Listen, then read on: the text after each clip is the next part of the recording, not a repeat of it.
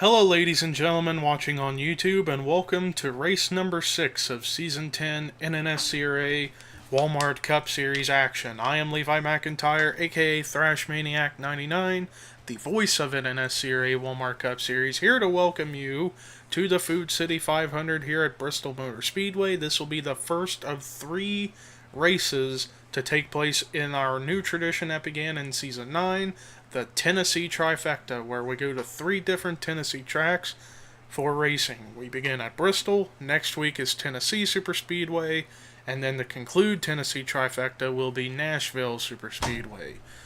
But with that said, let's take a look at how the top 10 and the points look coming into the race tonight.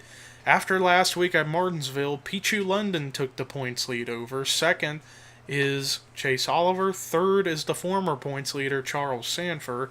Fourth is Tanner Sullivan. Fifth is John Cittadino.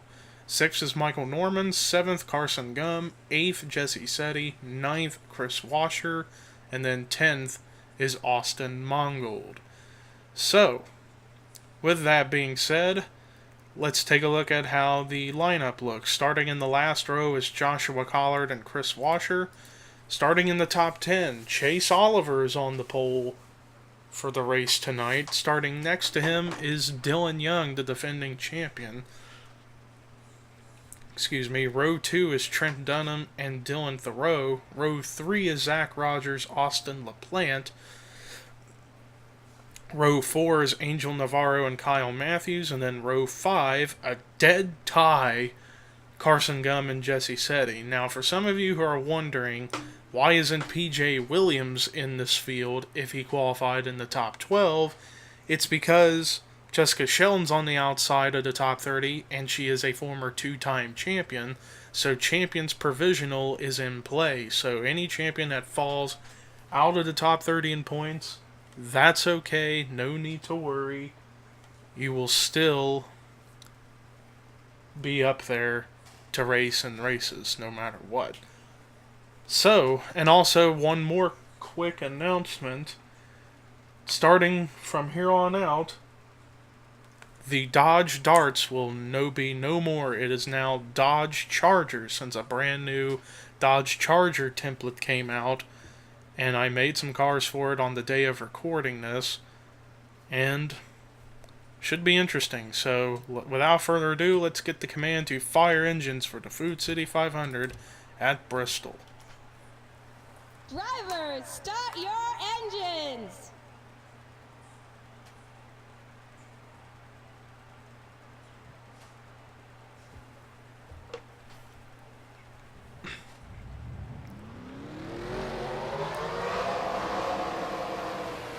Cars are off and rolling.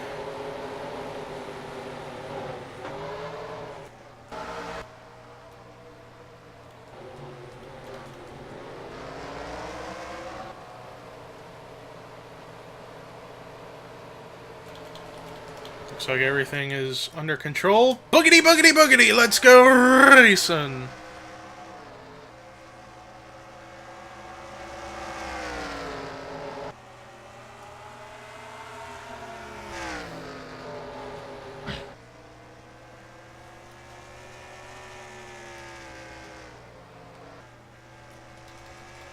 Good start to the race. Chase Oliver pulls away with a nice big margin over new second-place driver Trent Dunham, and whoa! Wow, how in the world did they save that? How did they save that? Angel Navarro nearly turned Austin LaPlante, and they save it, and they're still running in the top 10 right now. That has got to be save of the season so far. Holy cow.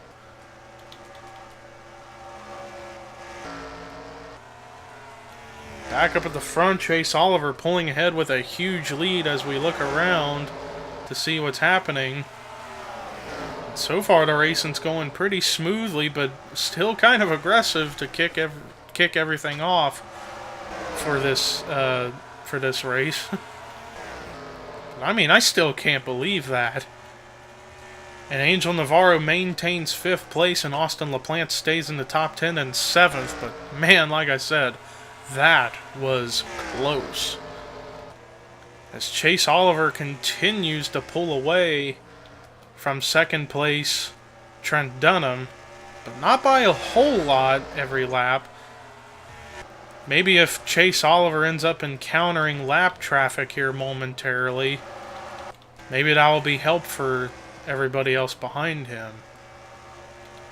Dylan Young running third, and Zach Rogers in one of those brand new Dodge Chargers running in fourth. And a beautiful brand new paint scheme of the Mountain Dew pitch black colors. A brand new version of it, in fact. And behind him is two GameStop cars, but for different teams. Angel Navarro for Gibbs in that car, and then Jesse Setti in a GameStop PS4 car for Penske. Back with the front, still pulling away Chase Oliver. But I wonder how big of a gap it is now between the top two. 1.6 seconds. So, big lead going right now for the 68 car, but he is catching up to those tail end of the lead lap cars pretty quickly. So, and he's right there in video frame. So it's only a matter of time before he catches up to these guys and starts putting people lap down.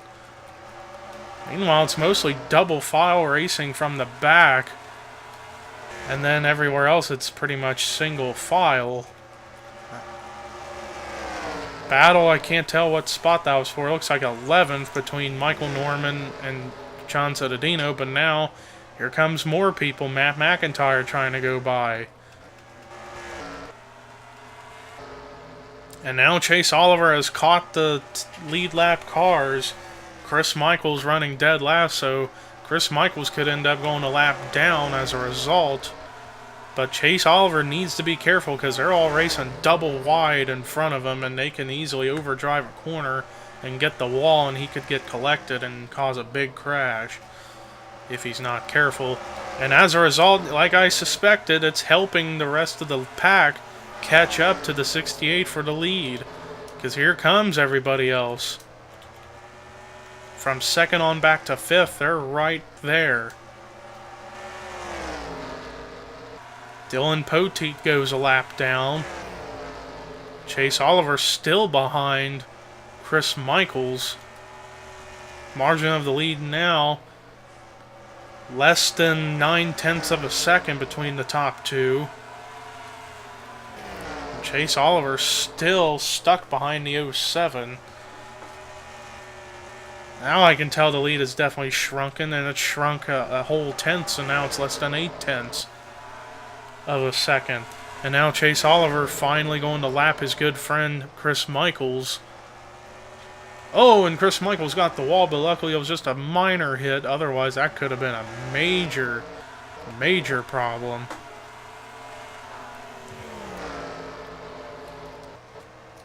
Dylan Poteet trying to potentially find a way back around the 68 to get back on the lead lap, as we are approaching halfway pretty quickly. Chase Oliver still trying to get around people so he can keep cars between himself and second place Trent Dunham. And now the 68's got to contend with Johnny Gardner in the 77 in front of him. And Dylan Poteet trying to get the bottom lane going around the 68 to see if he can get back on the lead lap, and he is there. Oh, but he wasn't quite able to make that move. And as a result, it's brought Trent Dunham pretty much right there to the 68, somewhat. Although the lead at the line did shrink a little, or actually grew a little bit for the 68, Trent is still right in the picture. And now he puts James McLeod a lap down, so now there's two cars between himself and the one car. That's helping the 68, and he's still having to deal with Johnny Gardner. And then a little further up ahead is Jessica Shelton, so I'd say once the 68 gets around to 77, he should be okay as far as keeping cars between himself and the one car.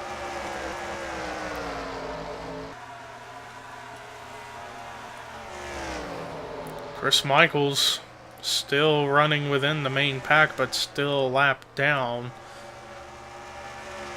Chase Oliver still having trouble trying to get around to 77, but Chase Oliver does get the most laps led bonus points as a result of leading more than half of this race.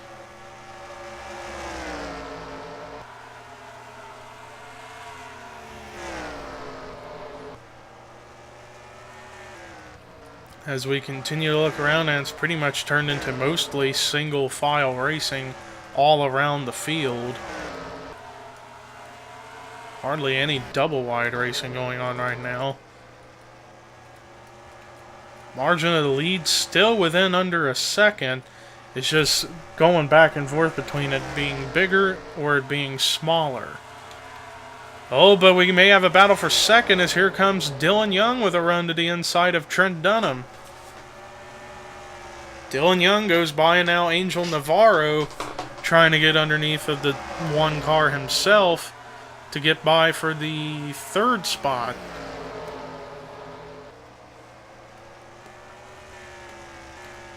So we have a new second place driver, Dylan Young, in the 2, but he's got a lot of ground to make up if he's going to catch up to the 68 of Chase Oliver, who is still stuck behind the 77 of Johnny Gardner. And Chase Oliver has actually ran the fastest lap of anyone tonight, a 14.491.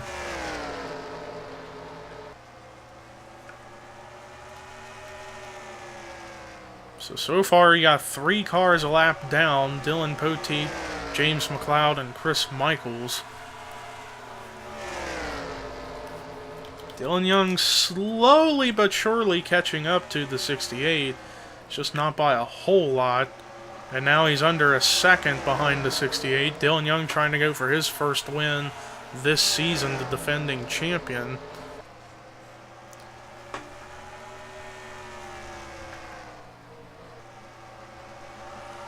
Because Dylan Young wants to try to be the first person in the history of Walmart Cup Series to win 2 championships in a row. We've had one 2-time champion, Jessica Sheldon, but we've not had a person win a championship in 2 seasons in a row. Dylan Young has the opportunity to do that. And so far this season, Dylan Young's had a pretty decent start, although he's 19th in the points. He's having the best run of the season so far, running second, but he is almost to the 68, still just having to try to find a way around the lap machines of McLeod and Poteet. And both of those guys are Tweenix cars, funny enough. But Dylan Young is going to have Angel Navarro behind him because Navarro's trying to get there as well. And the 68 is still stuck behind the 77. And he actually grew the lead a little bit over the 2. That's because these guys are having a hard time getting around the 51 of McLeod. Top 2 margin somewhat still the same. Chase Oliver still stuck in line behind Gardner. Let's do a quick full field rundown at the moment.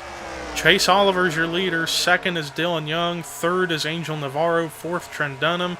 5th, Austin LaPlante. 6th, Zach Rogers. 7th, Carson Gum.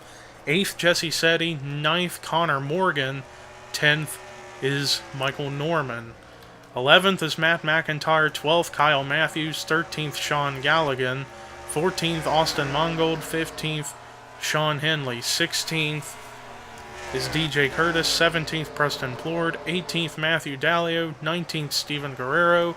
20th is John Cittadino. 21st, Anthony McCurry. 22nd, Emmanuel Hartnett. 23rd, Seth Cole. 24th, James Qualls. 25th, Matt Skoenberger. 26th, Tanner Sullivan. 27th, Chris Washer. 28th, Joshua Collard.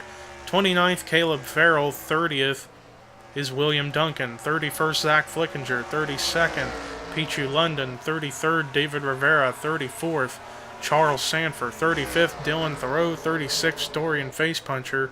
37th, Jessica Sheldon. 38th, Tim Walsh. And 39th, Johnny Gardner. The 3 cars a lap down are still Dylan Poteet, James McLeod, and Chris Michaels. Chase Oliver still leading the way, and unless something drastic happens, I don't think anybody's going to really be a challenge to him.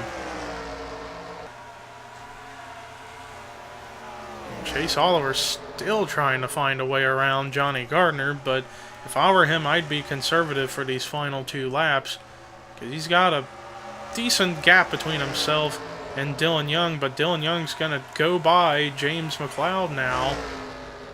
But I don't think that's going to be enough to catch up to the 68 as the white flag is displayed for Chase Oliver.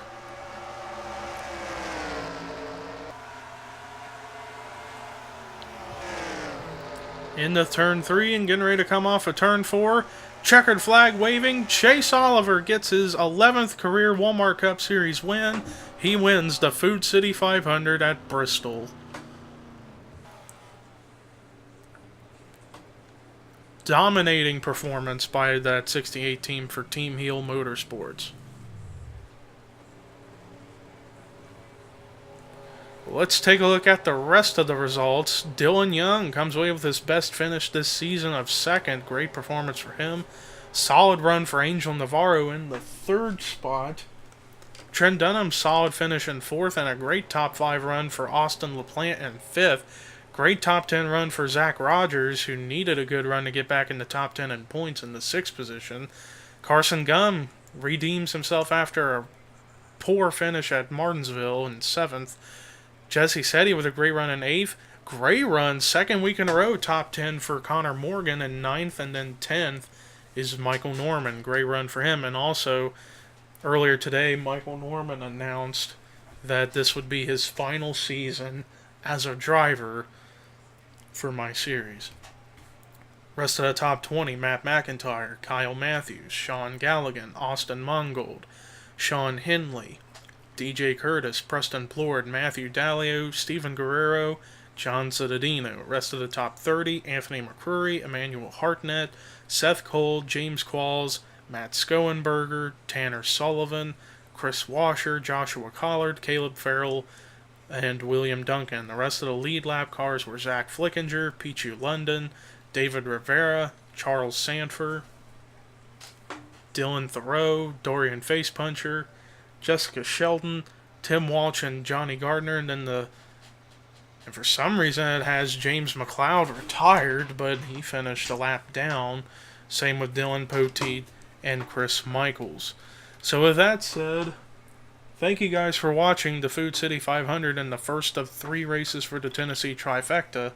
Next week is Tennessee Superspeedway and then Nashville Superspeedway. Thank you guys for watching. Here are your results, rookie points, and regular points heading into Tennessee. And this is Levi McIntyre signing off.